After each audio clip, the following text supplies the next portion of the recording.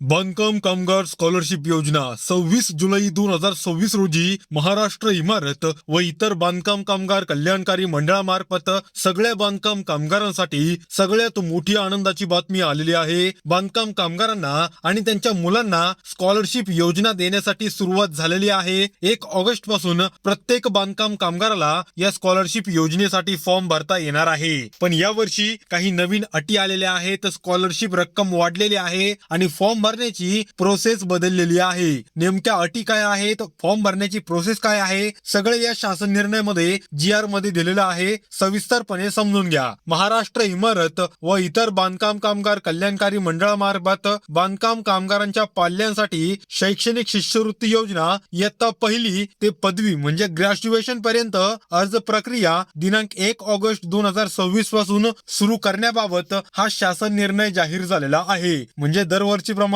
यावर्षी देखील विद्यार्थ्यांना मोठ्या प्रमाणात स्कॉलरशिप मिळणार आहे आणि यावर्षी एक नवीनच आनंद आपल्याला पाहायला मिळणार आहे. महाराष्ट्र राज्यातील सर्व जिल्ह्यातील नोंदणीकृत बांधकाम कामगार व त्यांच्या पाल्यांच्या शैक्षणिक प्रगतीस प्रोत्साहन देण्याच्या उद्देशाने महाराष्ट्र इमारत व इतर बांधकाम कामगार कल्याणकारी मंडळामार्फत राबविण्यात येणाऱ्या शैक्षणिक शिष्यवृत्ती योजना म्हणजेच स्कॉलरशिप योजना सन 2026-27 या वर्षासाठी अर्ज प्रक्रिया दिनांक 1 ऑगस्ट 2026 पासून सुरू होत आहे. म्हणजेच बांधकाम कामगारांना 1 ऑगस्ट पासून त्यांचा स्कॉलरशिपचा फॉर्म भरता येणार आहे. इयत्ता पहिली पासून ते पदवी ग्रॅज्युएशन पर्यंत शिक्षण घेणाऱ्या पात्र विद्यार्थ्यांना नियमानुसार शिष्यवृत्तीचा लाभ देण्यात येणार आहे. म्हणजे जे विद्यार्थी इयत्ता पहिली पासून ते ग्रॅज्युएशन पर्यंतच शिक्षण घेत असतील असे विद्यार्थी यासाठी पात्र राहणार आहेत. मागील वर्षामध्ये काही ठिकाणी अर्ज प्रक्रियेमध्ये अनियमितता, अपूर्ण कागदपत्रे तसेच काही मध्यस्थ किंवा एजंट कडून कामगारांची आर्थिक फसवणूक करण्यात आली होती व त्यांच्याकडून मोठ्या प्रमाणात स्कॉलरशिपची रक्कम उकळण्यात आली होती. अशा वेगवेगळ्या प्रकारच्या फसवणूक झाल्याच्या तक्रारी प्राप्त झाल्या होत्या आणि यावरतीच महाराष्ट्र इमारत व इतर बांधकाम कामगार कल्याणकारी मंडळाने यावर्षी अर्ज प्रक्रियेत अधिक पारदर्शकता राखण्यासाठी आवश्यक कागदपत्रांची काटेकोरपणे पडताळणी करण्यात येणार असून अपूर्ण अर्ज स्वीकारले जाणार नाहीत. पात्र कामगारांनी कोणत्याही एजंट अथवा मध्यस्थावर अवलंबून न राहता स्वतः अथवा अधिकृत केंद्राच्या माध्यमातून अर्ज सादर करावा हे आपल्याला मंडळाने सांगितलेलं आहे.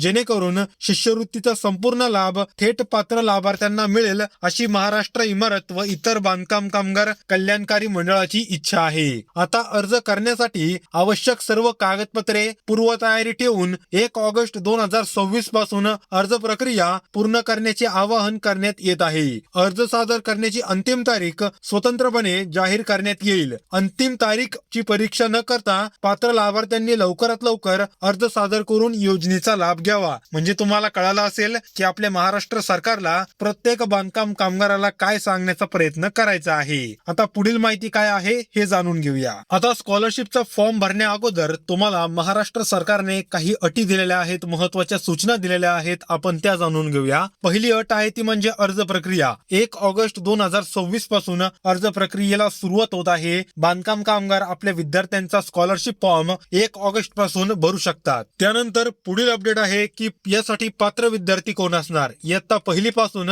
ते पदवी ग्रॅज्युएशन पर्यंतचे शिक्षण घेणारे प्रत्येक विद्यार्थी-विद्यार्थिनी कोणत्याही कास्टचे विद्यार्थी, कोणत्याही कॅटेगरीचे विद्यार्थी या योजनेसाठी पात्र असतील. त्यानंतर पुढील सूचना आहे आवश्यक कागदपत्रे पूर्ण असल्याचं ग्राह्य धरलं जाईल. म्हणजे जर कामगाराने आपला शिष्यवृत्ती अर्ज सगळ्या कागदपत्रांसहित भरला असेल तरच त्या अर्जाला ग्राह्य धरलं जाणार आहे. त्यानंतर पुढील आहे अपूर्ण अथवा चुकीची माहिती असलेले अर्ज नाकारले जाऊ शकतात. म्हणजे ज्या अर्जांमध्ये अपूर्ण माहिती असेल किंवा चुकीची माहिती असेल असे अर्ज या ठिकाणी लगेच बाद करण्यात येतील. त्यांना योजनेचा लाभ देण्यात येणार नाही. त्यानंतर कोणत्याही एजंट किंवा मध्यस्थास अनावश्यक पैसे देऊ नयेत. मागच्या वर्षीप्रमाणे किंवा इथून मागे मध्यस्थी किंवा कुठल्याही एजंटला बांधकाम कामगार पैसे देत होते किंवा ते लोक पैसे घेतल्याशिवाय त्यांचा अर्ज स्वीकार करून घेत नव्हते. पण यावर्षी असं काहीच होणार नाही. प्रत्येक अर्ज सरकार स्वतः चेक करणार आणि त्यांना कुठल्याही प्रकारचा एजंट किंवा मध्यस्थाची मदत न घेता योजनेचा लाभ मिळणार आहे. शिष्यवृत्तीचा लाभ